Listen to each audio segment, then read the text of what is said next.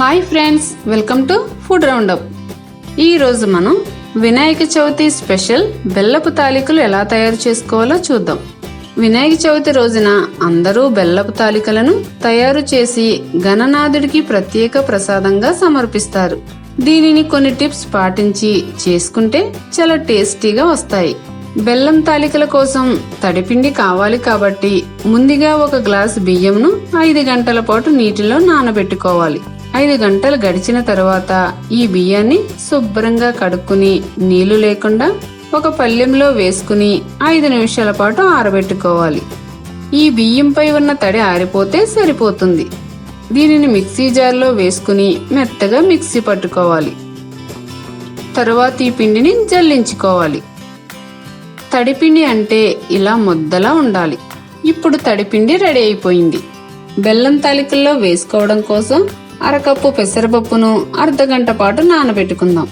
తాలికలకు పిండిని కలుపుకోవడం కోసం స్టవ్ మీద కడాయి పెట్టుకుని మనం ఇదే బాక్సులో నిండుగా తడిపిండిని తీసుకుంటున్నాము కాబట్టి అందులో సగం నీళ్లు పోసుకున్నాం.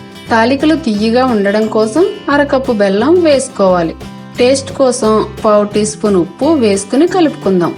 బెల్లమంతా కరిగిపోయాక ముందుగా చెప్పుకున్నట్లు ఇందులో ఒక బాక్స్ పిండిని వేసుకోవాలి. ఇదంతా ఉండలు లేకుండా బాగా కలుపుకుందాం.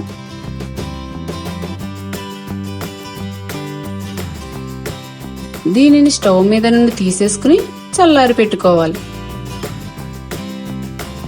చల్లారిన తర్వాత దీనిని ప్లేట్లో వేసుకుని మళ్ళీ ఒకసారి కలుపుకుందాం.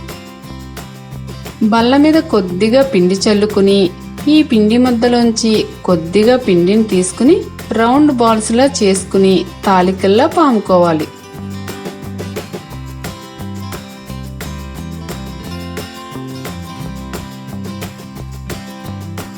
ఇదే విధంగా పిండి మొత్తం తాలికల్లా చేసుకోవాలి.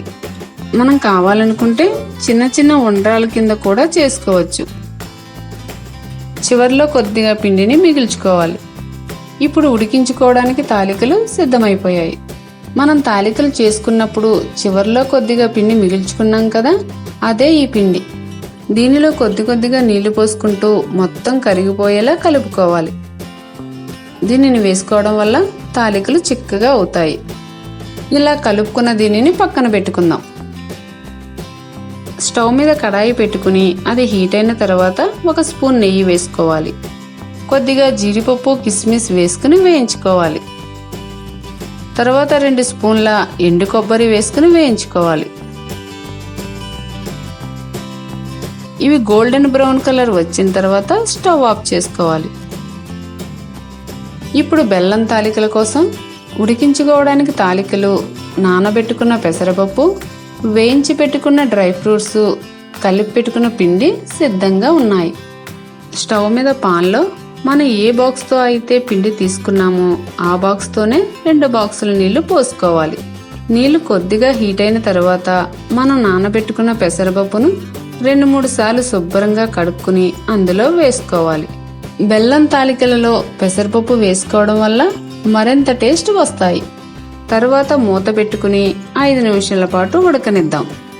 పప్పు ఈ విధంగా ఉడికిన తర్వాత బాక్సులో 3 వంతుల బెల్లం వేసుకోవాలి. బెల్లం కరిగిపోయిన తర్వాత మనం తయారు చేసి పెట్టుకున్న తాలికలు వేసుకోవాలి. తాలికలు విడిపోకుండా చాలా స్మూత్ గా కలుపుకోవాలి. మూత పెట్టుకుని మరో 3 నిమిషాల పాటు ఉడకనిద్దాం. తాలికలు ఉడికిన తర్వాత మనం కలిపి పెట్టుకున్న పిండిని వేసుకుందాం. తర్వాత ఒకసారి నెమ్మదిగా కలుపుకుందాం. ఇదంతా ఈ విధంగా దగ్గరకు అయిన తర్వాత 1/2 స్పూన్ యాలక్కల పొడి, వేయించి పెట్టుకున్న డ్రై ఫ్రూట్స్ వేసుకుందాం. మరొక నిమిషం ఉడకనిచ్చి స్టవ్ ఆఫ్ చేసుకుందాం. చూసారుగా, వినాయక చవితి స్పెషల్ ప్రసాదం బెల్లం తాలికలు చాలా సింపుల్ గా తయారు చేసుకున్నాం. మీరు కూడా ఈ పండుగకు బెల్లం తాలికలు తప్పకుండా తయారు చేసి వినాయకుడికి నైవేద్యంగా సమర్పించండి. ఈ వీడియో మీకు నచ్చినట్లయితే లైక్ చేయండి, షేర్ చేయండి. మరిన్ని మా వీడియోల కోసం ఫుడ్ రౌండప్ ఛానల్ని సబ్స్క్రైబ్ చేయడం మర్చిపోకండి.